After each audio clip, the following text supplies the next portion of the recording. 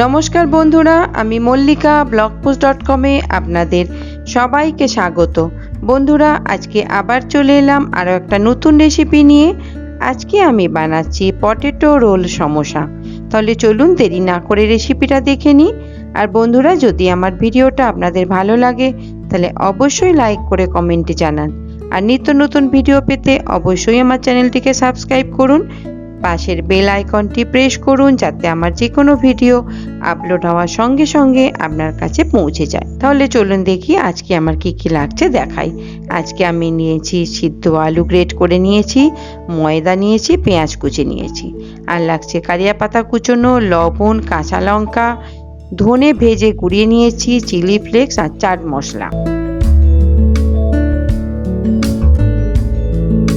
প্রথমে আমি আলুর সঙ্গে আমি পেঁয়াজ কুচি দিলাম, লঙ্কা কুচি দিলাম, কারিয়া পাতা দিলাম, হাফ চামচ লবণ দিলাম, হাফ চামচের একটু বেশি ধনে ভেজে গুঁড়োনো যেটা ছিল দিলাম, হাফ চামচ চিলি ফ্লেক্স দিলাম, হাফ চামচ চাট মশলা দিলাম, দিয়ে ভালো করে এটা আলুর সঙ্গে মিশিয়ে নিচ্ছি।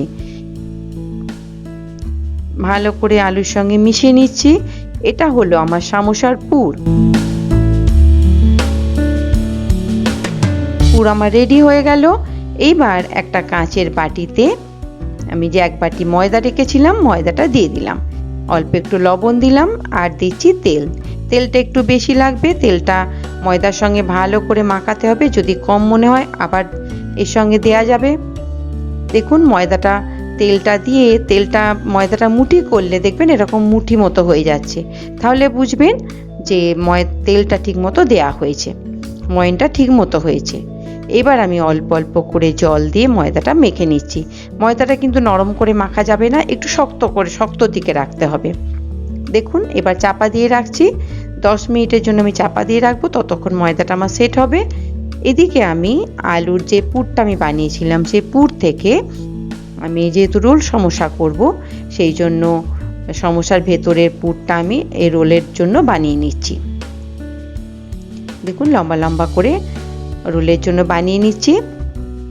এগুলো বানানো হয়ে গেছে।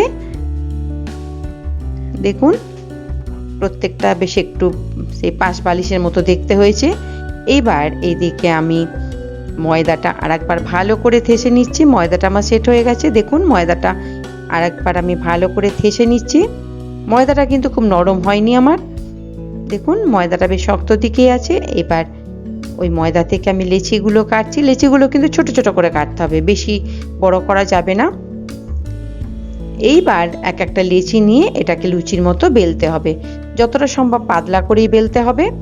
দেখুন এই লুচিগুলো কিন্তু গোল গোল লুচি হবে না, ওপর দিকটা সরু হবে, তলার দিকটা চওড়া মতো হবে।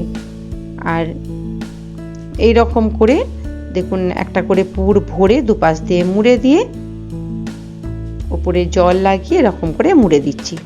এরকম করে সমোসাগুলো রেডি করতে হবে। আর একটা আমি বানিয়ে দেখাচ্ছি।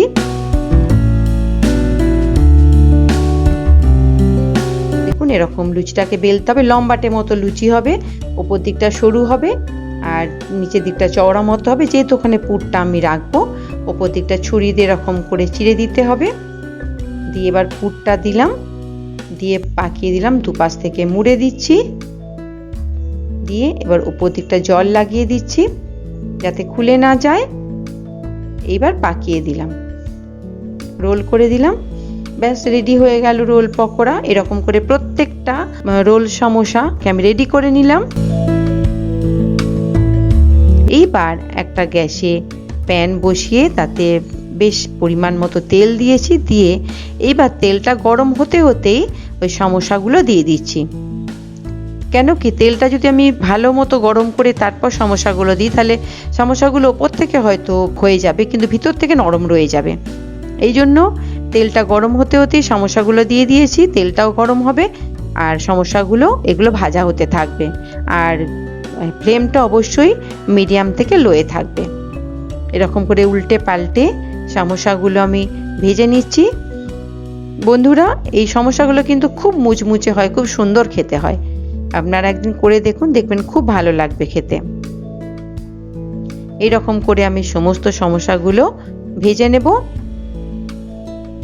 এটা আমার হয়ে গেল একবার। দেখুন সমোসাগুলো কিন্তু খুব মুচমুচে হয়েছে। আরও যে কটা ছিল সে কটাও আমি ভেজে নিচ্ছি।